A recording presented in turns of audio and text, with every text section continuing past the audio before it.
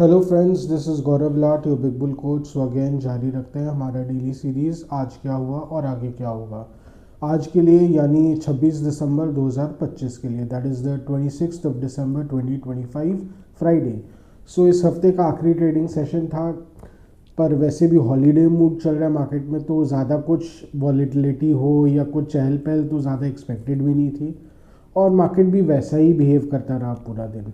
So market जो है वो खुला था थोड़ा सा कमज़ोरी के साथ। इट वाज एक्सपेक्टेड, क्योंकि वीक अंडरटोन वेडनेसडे से चल ही रहा था मार्केट में। बैंक्स में भी वीकनेस थी, नरमी थी, तो निफ्टी जो है थोड़ा सा नरमी के साथ खुला और एक बार नीचे गया, पर लगता है एक बार ओपनिंग में थोड़ी सी बाइंग आ गई, जिसको बोलते हैं ना, buy the dip but don't buy the rise. तो वही बात है, जो जितने भी स्मार्ट लोग हैं वो डिप को तो बाई करना चाहते हैं, पर फिर एक बार डिप आ जाता है, डिप आके बढ़ जाता है, फिर भाव तो कोई लेना नहीं चाहता है। अभी हर कोई स्मार्ट ही बन के रहना चाहता है। तो ये बात है, बाजार भी बोल रहा था कि हम तो तुमसे भी स्मार्ट हैं। तो उसके बाद कोई तेज़ी आई नहीं, और फिर जो निफ्टी है वो वापस, इट वाज हेडेड साउथवर्ड्स, तो वो वापस गिरते ही चला गया। और ऐसा पैटर्न कई बार देखा गया कि मार्केट कंसोलिडेट करता हुआ दिखा, hoping for recovery, but recovery आई नहीं मार्केट में, बिकॉज कहीं ना कहीं आईटी सेक्टर में दबाव था। आईटी स्टॉक्स में खास करके टीसीएस में काफ़ी दबाव था, और उसके अलावा ऑटो स्टॉक्स में मारुति में दबाव था, बजाज ऑटो में दबाव था। तो इनका मिला जुला असर था, और फिर बैंक्स में भी दबाव था, चाहे वो आईसीआईसीआई बैंक हो चाहे एचडीएफसी बैंक। तो इनका सब मिला जुला असर ये रहा कि बाजार जो है वो गिरते ही चला गया। हालांकि मार्केट में एक लौता एक धुरंधर था, अगर निफ्टी की बात करें तो वो था टाइटन। टाइटन स्टॉक जो है वो लगभग 4000 के लेवल पे आ चुका है। सो हम पहले भी कहते आ रहे थे कि ये अभी जितने भी कंज्यूमर स्टॉक्स है सब में अभी मंदी का प्रेशर था, पर ये अकेला एक ऐसा स्टॉक था जो सबको एकदम किनारे रख के अपनी चाल पे चल रहा था। सो एकदम तेज़ी बनी हुई थी इस स्टॉक में, और फाइनली अब इस स्टॉक में और फर्दर तेज़ी देखी जा रही है। तो कहीं ना कहीं सोने के बढ़ते हुए भाव ने टाइटन में चार चांद लगा रखा है, नो डाउट, पर कहीं ना कहीं रिस्क भी रहता है कि जिस तरह बेतहाशा सोने और चांदी के दाम बढ़ रहे हैं, कहीं ना कहीं डिमांड डिस्ट्रक्शन हो सकता है, और इसका बहुत ख़राब असर हो सकता है। टाइटन जैसे जितने भी ज्वेलरी सेक्टर के कंपनीज़ हैं, कहीं अगर मेजर डिमांड डिस्ट्रक्शन देखा गया, जिसको बोलते हैं लोग खरीदना ही बंद कर दे सोने, और यह हो सकता है आर्टिफिशियल ज्वेलरी की ओर झुकाव बढ़ा दे, तो कहीं ना कहीं ये इनके लिए बहुत बड़ा प्रॉब्लम साबित हो सकता है, क्योंकि इनके ज़्यादातर कमाई जो है वो मेकिंग चार्जेस से आते हैं। सो मेकिंग चार्जेस अगेन कहीं ना कहीं वो it is a commission of the overall gold price. Suppose सोने के दाम आप डिसाइड करते हो, मुझे 10 लाख रुपए का ज्वेलरी खरीदना है, उसमें वो ऐसा आपको दिखाते हैं कि समझ लीजिए इसमें 7 से 8 लाख रुपए का सोना है, या सोने के साथ डायमंड्स होंगे या कुछ होंगे, और बाकी के 10 से 20% जो मेकिंग चार्जेस वो लेते हैं। सो कहीं ना कहीं आज सोने के परचेज से वो कनेक्टेड रहता है। पर अगर सोना ही इतना महंगा हो जाता है कि वो लोग अफोर्ड ही नहीं कर सकते हैं, तो कहीं ना कहीं इनका जो बिज़नेस का जो मूल है उस पर बहुत खासा असर पड़ सकता है। सो कहीं ना कहीं ये एक रिस्क है जो टाइटन जैसी कंपनीज को लेके चलना पड़ेगा, और कहीं ना कहीं अगर ये रिस्क मैनिफेस्ट होता है तो कहीं आगे चल के इन कंपनीज के स्टॉक पे भी असर दिख सकता है। सो ये एक मेजर रिस्क रहेगा, एक सेक्टोरल रिस्क है टाइटन जैसी जितनी भी ज्वेलरी कंपनीज हैं उनके लिए। और उसके अलावा बाज़ार में ये तो एक लौता ही धुरंधर था। बाकी निफ्टी में हल्की फुल्की मंदी सभी स्टॉक्स में थी कहीं ना कहीं। सो जैसा कि हमने कहा, एकदम सबड्यूड मूड था, स्लगिशनेस थी मार्केट में, बिकॉज छुट्टी का माहौल है, कोई रिस्क तो लेना ही नहीं चाहता है, वॉल्यूम्स भी लो है। हालांकि आज एफआईएस की तरफ से अगर एंड ऑफ डे में जो फिगर्स आते हैं, activity was higher than normal, because Wednesday बहुत ही कम था, जो ओवरऑल एक्टिविटी था वो हार्डली 15,000 करोड़ के आसपास था। आज में उसमें मेजर उफान देखा गया, 25,000 करोड़ का ओवरऑल एक्टिविटी देखा गया। सो कहीं ना कहीं एफआईएस की तरफ से थोड़ी लेवाली और बिकवाली काफ़ी चल रही थी, पर नेट बेसिस पे वो काफ़ी मार्जिनल सेलर्स थे, which is good for the market. पर डीआईएस भी एकदम स्लो बायर्स है मार्केट में, 1700 करोड़ की मान ली है। सो एकदम जाहिर सी दिख रही है बात कि 26,000, जब लग रहा था कि 26,000 का लेवल भी निफ्टी टूट सकता है दिन के अंत आते आते, मैंने ट्रेड का जो लास्ट आवर में, तो लगा एकदम साफ दिखा कि यहाँ पे थोड़ा बहुत रेस्क्यू बाइंग देखने को मिल रहा है, कि भैया 26,000 नहीं टूटे, वो इंटैक्ट रहे। अगर वो टूट जाएगा तो क्या पता फिर मंदी का माहौल आ जाएगा, तो जो मोमेंटम है ख़राब हो जाएगा। तो कहीं ना कहीं उसको बचा के रखने की कवायद थी, एकदम साफ दिख रहा था।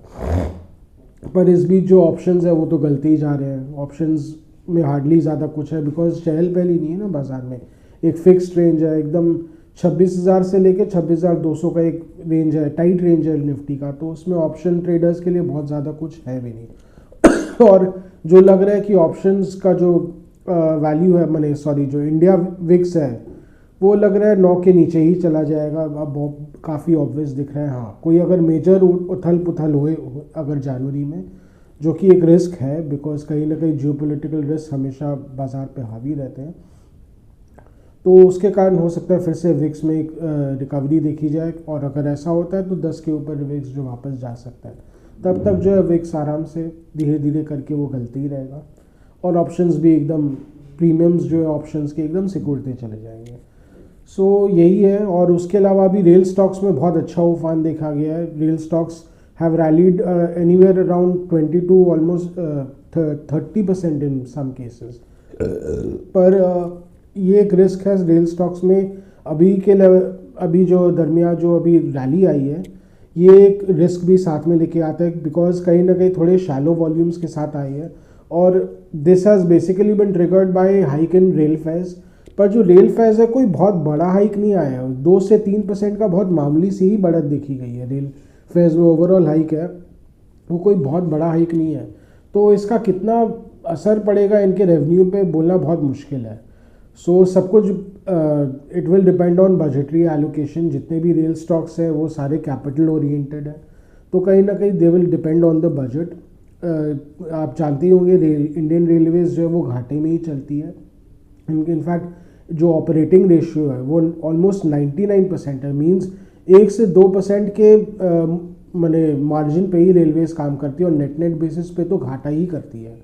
सो सारा जितना भी जो कैपिटल एक्सपेंसेस रेलवेज जो उठाती है वो बजटरी सपोर्ट से उठाती है। रेलवेज का नेट कोई कमाई नहीं है।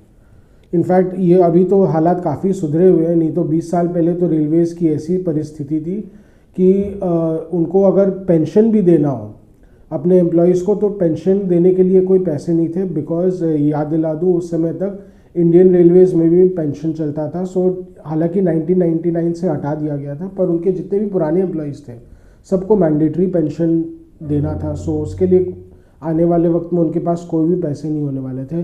पर उससे हालात अभी काफ़ी सुधर गए, पर फिर भी इंडियन रेलवेज़ का ऐसा ही अभी प्रॉब्लम है। सो कहीं ना कहीं अगेन ये एक रिस्क रह सकता है। और ऐसी रैलीज़ कई बार, जैसा कि मैंने अपने ब्लॉग पोस्ट में भी कहा था, कि ऑलवेज रिस्क रहता है कि जो नीचे से जिन्होंने लिया है वो तो ऊपर बेचने आ जाएंगे, नफ़ा खाने आ जाएंगे।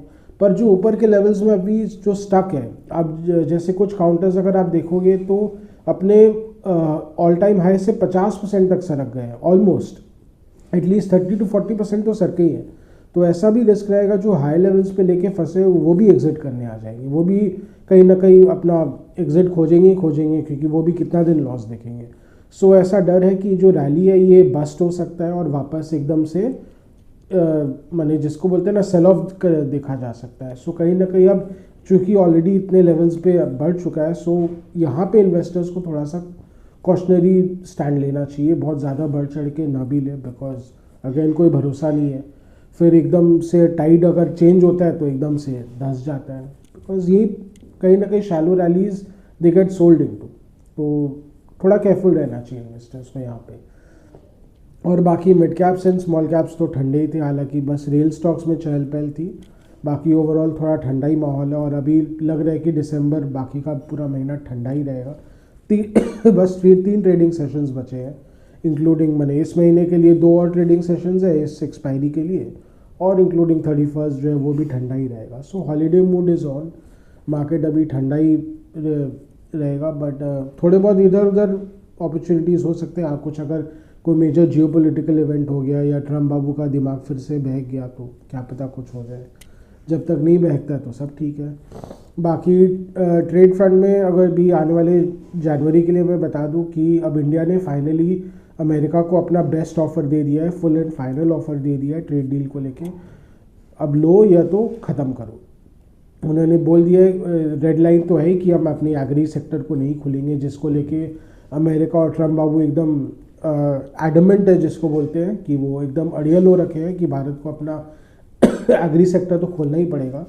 तो अब लगता है इस मामले में अब गवर्नमेंट ने, इंडियन गवर्नमेंट ने एकदम एक फुल एंड फाइनल स्टैंड ले लिया कि वो अपना एग्री सेक्टर नहीं खोलेंगे।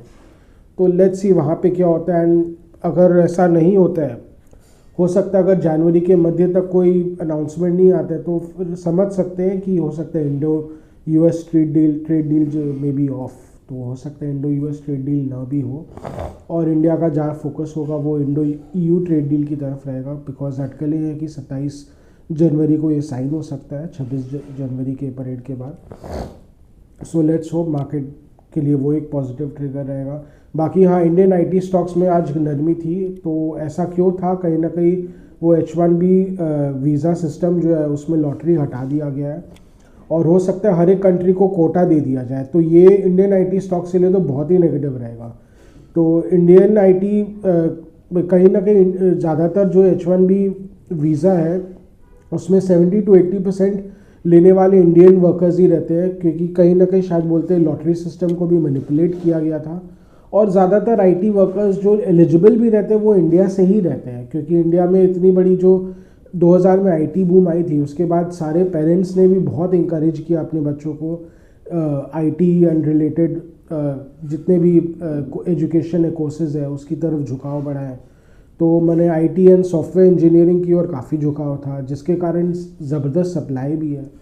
तो कहीं ना कहीं हो सकता है ये अगर कोई कोटा सिस्टम दे दिया जाए, हो सकता है इंडिया का ऐसी अटकलें कि इंडिया का जो H1B वीज़ा में कोटा है वो 40% तक कैप कर दिया जाएगा। तो इंडियन आईटी स्टॉक्स के लिए तो बहुत नेगेटिव है, क्योंकि ऐसा होगा तो सारा वीज़ा जो है वो जो अमेरिका का आईटी जाइंट्स ले जाएंगे और इंडियन आईटी कंपनीज के लिए तो कुछ भी नहीं बचेगा। सो उनके लिए मैंने ऑन शोरिंग करना, यानी एक्चुअल साइट पे अपने वर्कर्स को भेजना, जो कि वो H1B वीज़ा के थ्रू ही भेजते हैं, तो वो बहुत मुश्किल हो जाएगा।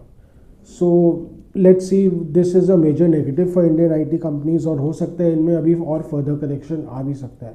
सो ऑल इन ऑल ये जो अभी रिसेंट रिकवरी आई है इंडियन आईटी कंपनीज में, अगर आप लो से देखें 2850 से के लो से टीसीएस का स्टॉक है 3300 के लेवल्स तक गया था ऑलमोस्ट। सो क्या पता ये एक बेयर मार्केट रैली ही बन के रह जाए, इट इज़ हाईली लाइकली, और फिर यहाँ से और फर्दर सेल ऑफ देखा जाए इंडियन आईटी स्टॉक्स में।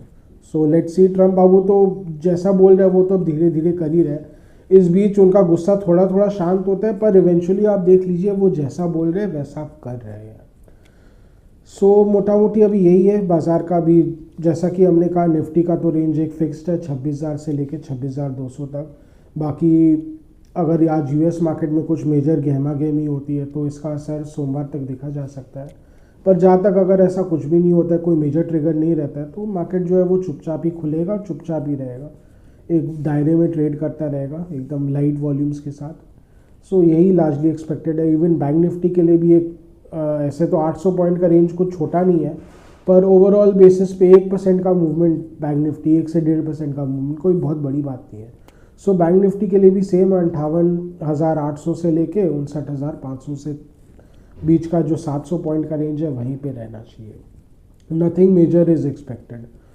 और इस बीच अगर mid caps and small caps में कुछ स्टॉक स्पेसिफिक गहमा गहमी हो तो सो हाँ, इस बीच निफ्टी ने, आज मैं बताना ही भूल गया, निफ्टी जो है वो लगभग 100 पॉइंट्स गिरकर 26,042 पे बंद हुआ था, और that is it was down 100 points closing at 26,042। और बैंक निफ्टी की बात करें तो वो 172 पॉइंट्स गिरकर 59,011 पर बंद हुआ, that is it was down 172 points closing at 59,011। So यही है, एकदम हल्का फुल्का बाजार हो रखा है, हॉलीडे मार्केट है, एंजॉय द हॉलीडेज़। सो आज का डेली व्लॉग यहीं तक रखते हैं। आशा करें कि आपको हमारी डेली व्लॉग्स अच्छी लग रही हो। Do like, share and subscribe to our channel, do hit the bell icon for regular update on our videos. And उसके अलावा अगर आपको कुछ स्टॉक स्पेसिफिक जानना हो या मार्केट स्पेसिफिक जानना हो तो please write in a comment section, will get back to you and help you in any way possible, as much as possible. और अगर आपको कुछ कमेंट्स देना हो, फीडबैक देना हो, सजेशन देना हो तो again you are welcome, please write in a comment section. Your suggestions and feedbacks are valuable for us and they are helpful for us. So आज के लिए थैंक यू।